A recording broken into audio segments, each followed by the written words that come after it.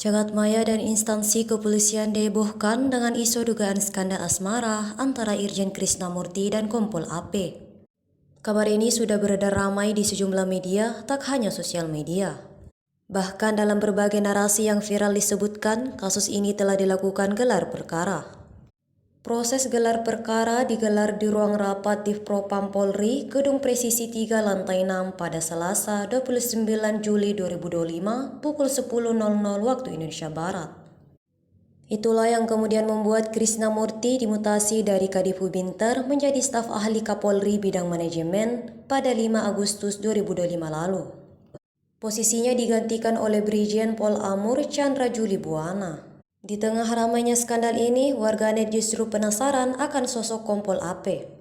Kompol AP diduga merupakan lulusan Akademi Kepolisian dan telah meraih gelar sarjana ilmu kepolisian serta magister sains. Dalam karirnya, ia disebut pernah menduduki beberapa posisi penting, namun informasi lengkap mengenai data dirinya sangat minim. Sejak dugaan skandal asmara antara dirinya dengan Irjen Krisnamurti mencuat, tak ada satupun pihak yang berani buka suara.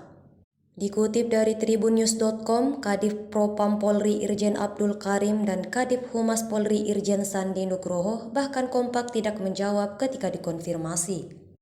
Hanya saja disebutkan bahwa wanita itu sudah berstatus janda. Ia bercerai dari suaminya sejak tahun 2018 silam. Sejak saat itu pula, ia dekat dengan Irjen Krisnamurti.